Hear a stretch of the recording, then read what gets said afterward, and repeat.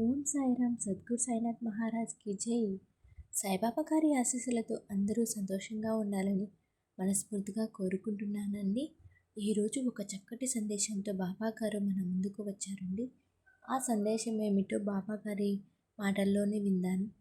ఆ సందేశం ఏమనగా, ఒక గొప్ప విజయం నిన్ను వెతుక్కుంటూ వచ్చే సమయం ఆసన్నమైనది బిడ్డ. నాపై నమ్మకం ఉంటే నిర్లక్ష్యం చేయకుండా ఒక్క నిమిషం విను తల్లి అని బాబా గారు చక్కటి సందేశంతో మన ముందుకు వచ్చారండి. బిడ్డ, నీకు ఒక విషయం చెప్పడానికే వచ్చాను.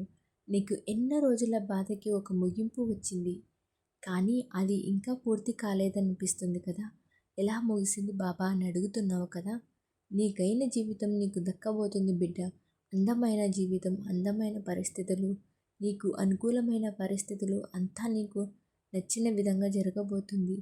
ఇక ఇంతటితో నీవు పడ్డ కష్టం అంతా కూడా ఈ రాత్రితో ముగింపు పలకపోతున్నాను బిడ్డ. ఇక సాధారణ చిన్న విషయం కాదు. ఎన్నో రోజుల కష్టాలకు కొందరు నిన్ను చేసిన అవమానాలను తట్టుకొని నిలబడ్డావు కదా. నీ ఓపిక నిన్ను జయించింది తల్లి. నేను చెప్పే ప్రతి మాటలన్నీ కూడా నమ్మకంతో ఉన్నావు. నా బాబా చేస్తారని నమ్మావు. నేను చెప్పిన శ్రద్ధ, సబూరిని అనే 2 వజ్రాలను పఠించి అనుసరిస్తూ ఉన్నావు కదా. నిన్ను చూస్తుంటే ముచ్చటేస్తుందమ్మా. నీ సంకల్పాలన్నిటినీ వింటున్నాను. నీ కోరికలు, నీ ప్రార్థనలు అన్నిటినీ అతి త్వరలోనే నెరవేరుస్తాను. నువ్వు అనుకోని విధంగా, అనుకోని సందర్భంలో నీవు కోరింది నీ దరికి వస్తుంది బిడ్డ.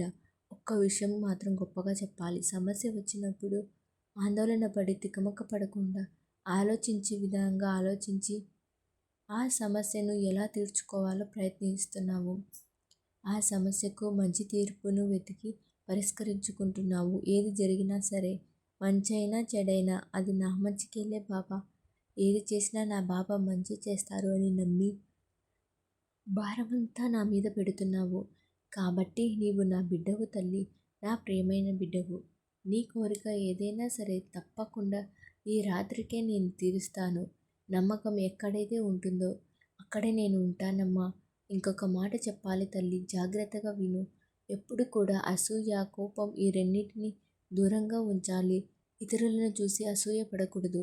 ఇతరులు బాగుండాలి, అందులో నేనుండాలి అని ఆలోచించు. వాళ్ళు బాగుపడటానికి నీ ముందు సహాయం చెయ్యి. నీకు తగిన సహాయం చెయ్యి. నీకు నీ బాబా సహాయం చేస్తాడు కదా. అలాగే కోపం అనే చీకటిని నీ దరికి కూడా రానివ్వకూడదమ్మా. కోపం వల్ల నువ్వు అందరికీ దూరం అవుతున్నావు. నీ చుట్టుపక్కల ఉన్న వారందరినీ దూరం చేసుకుంటున్నావు. కోపంలో నీవు సరైన నిర్ణయం తీసుకోలేకపోతున్నావు తల్లి. నీ కోపమే నీకు శత్రువు అవుతుంది. కాబట్టి కోపాన్ని అదుపులో పెట్టుకో. కోపం వచ్చేటప్పుడు 9 సార్లు నీ ఇష్ట దైవమైనటువంటి నా దైవం నామస్మరణాన్ని తలుచుకో. 9 సార్లు అనుకో.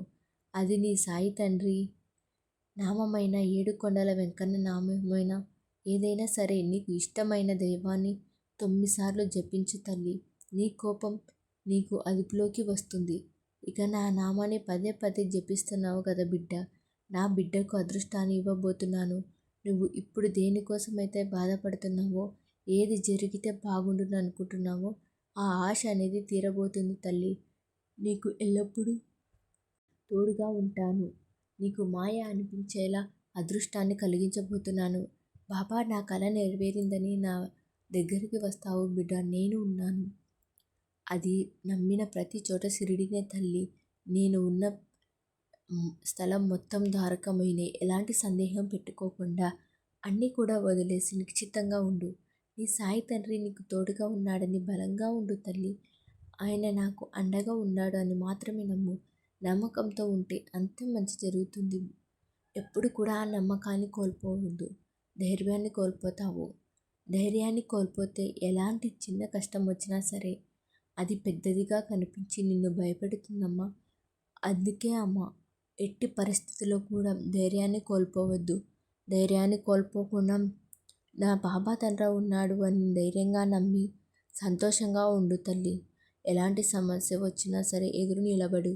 ఆ సమస్య నిన్ను, నీ ధైర్యాన్ని చూసి పారిపోవాలి తప్పితే నువ్వే సమస్యను చూసి పారిపోతే ప్రతి చిన్న సమస్య కూడా పట్టి పీడిస్తూనే ఉంటుంది. లోకం, మనుషులు నిన్ను చిన్న చూస్తారు. అందరూ కూడా నిన్ను అవహేళన చేస్తూ ఉంటారు.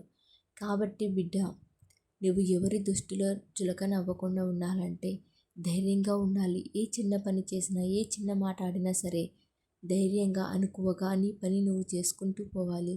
అప్పుడే బిడ్డ, నువ్వు జీవితంలో ఏదైతే సాధించాలి అనుకుంటున్నావో అది తప్పకుండా సాధిస్తావు అని బాబాగారు అయితే ఈరోజు ఒక అద్భుతమైనటువంటి సందేశాన్ని అందించారండి. ఈ సందేశం మీకు అందరికీ నచ్చిందని అనుకుంటున్నాను. ఓం సాయిరామ్, సద్గురు సాయినాథ్ మహారాజ్కి జై.